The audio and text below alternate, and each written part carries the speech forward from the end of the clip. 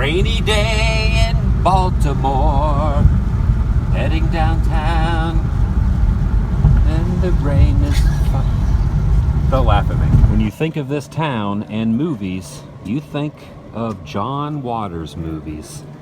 And the most popular that most people remember, or maybe some people want to forget, is the infamous Pink Flamingos.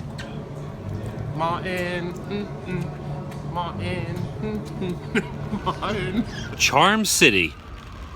That's the nickname of the downtown area we are currently looking at.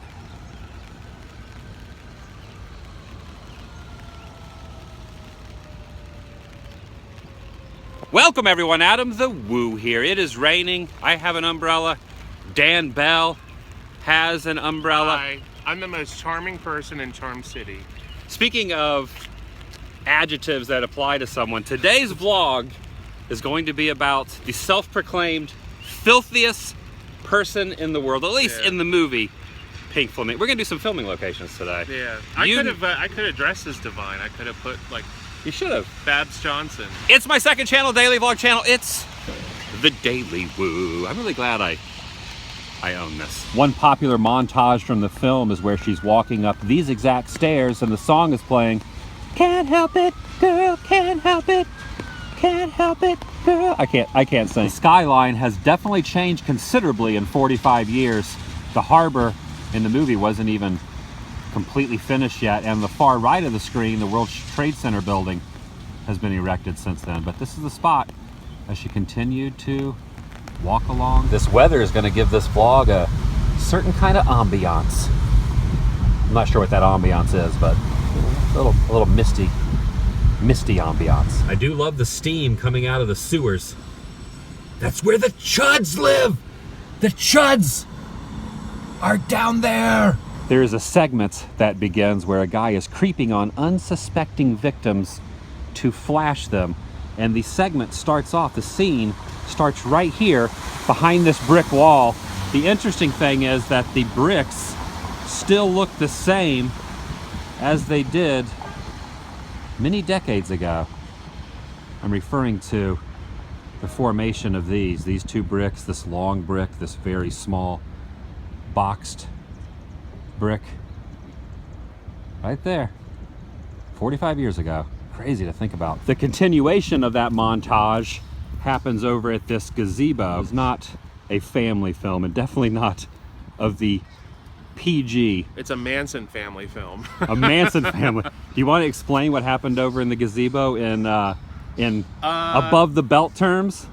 So Raymond Marble, played by David Lockery, goes over here and has a chicken neck attached to an intimate part of his body, and he starts flashing this lady, and she pulls her nether regions bosom out. Yes. And then she's ogling him, and he's trying harder to get her to freak out, and then she opens her dress, and you realize that she is transgender. Definitely a little repainting going on, and the trees in the background have grown up considerably since then.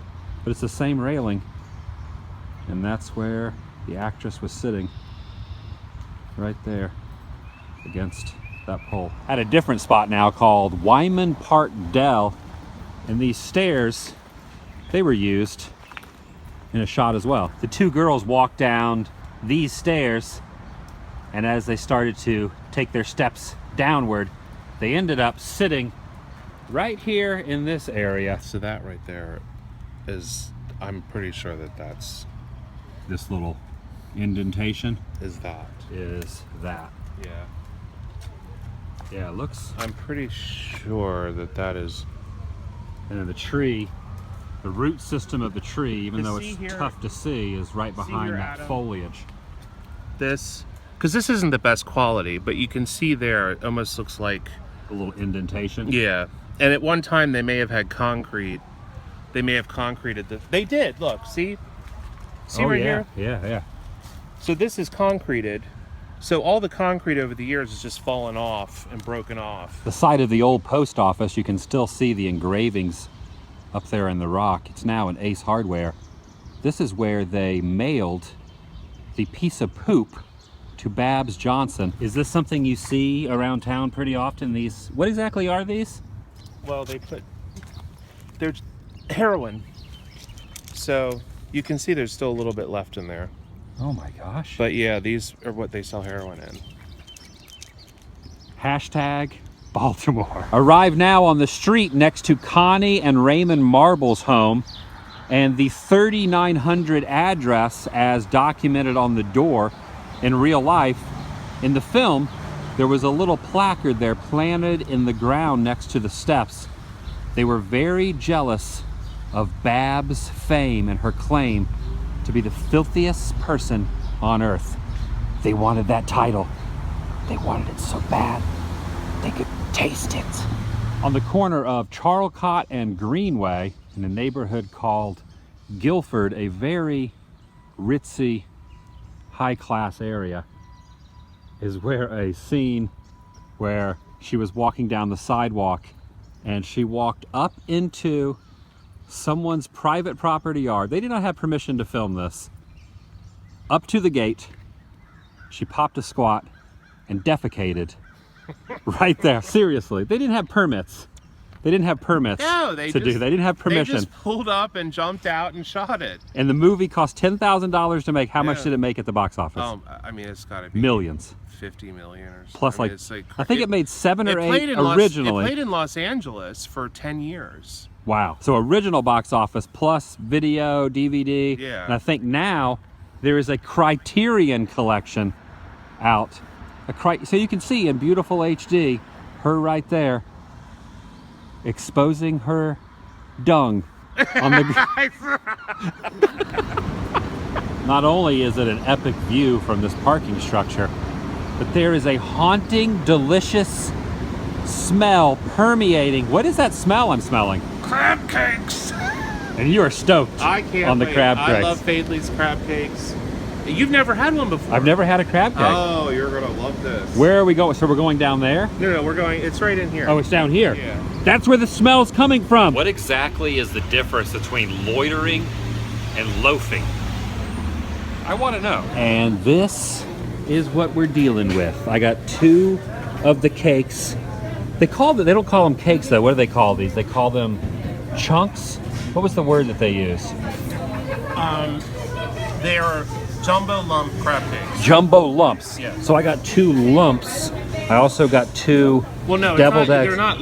It's not considered like a lump, but the meat inside this right here. Oh. The lump crab meat. I thought they were referring to I want 2 lumps. No. These are cakes. Okay, 2 cakes. And the meat inside is lump. They're a little lumpy. And then I got potato salad, mac and cheese. You opted for the fries. Pretty good.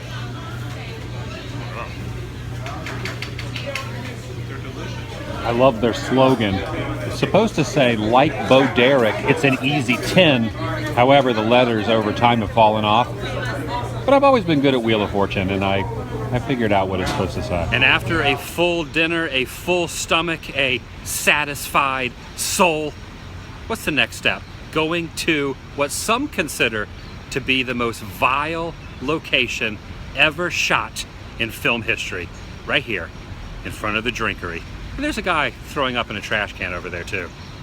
I'm serious. The 3 of them turned the corner, and a lot of people think that particular scene was shot right in front of the bar, but in reality, it's down the road about a block or so straight this way. In fact, it's right around the corner from Divine's actual former real-life apartment, and they have documented the significance of this with a poster in the window. How much is that doggy in the window? And she's rubbing her belly right here. I sure am hungry. And just a little quick synopsis if you're not familiar with what happened. Right past this little 2-stair walkway, the guy was walking his dog, and as the dog was walked... What you are about to see is the real thing.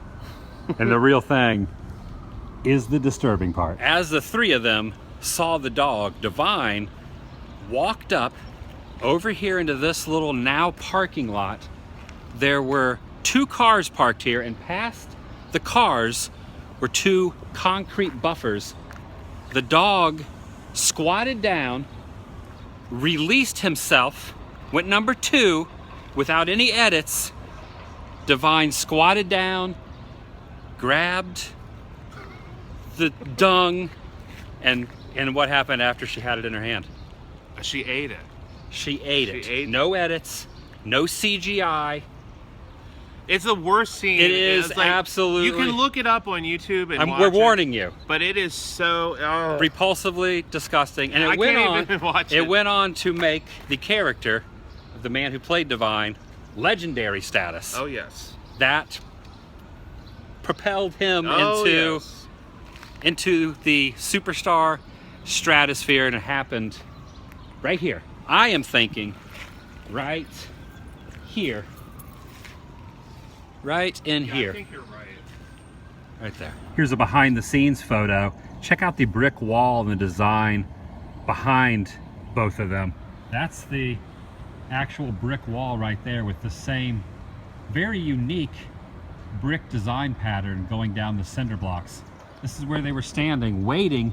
I'm sure they had to wait quite a while before the dog had to use the restroom. So they probably were standing around here for a good half hour after they fed the dog, just hanging out right here. It is pretty interesting that he lived right up there on the 2nd floor.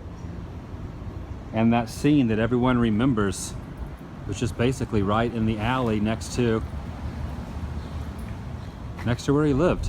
We're now heading up into and through Prospect Hill, one of the local cemeteries here in Baltimore.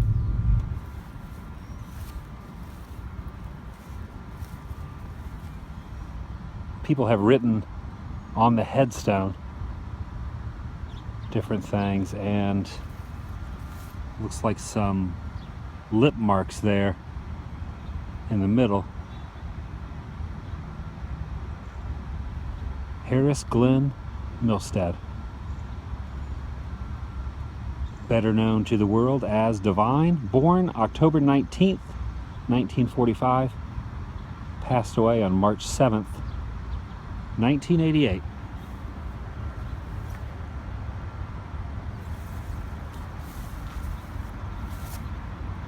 On Married with Children, the part of Uncle Otto, who was played by King Kong Bundy, originally the part was going to go to Divine.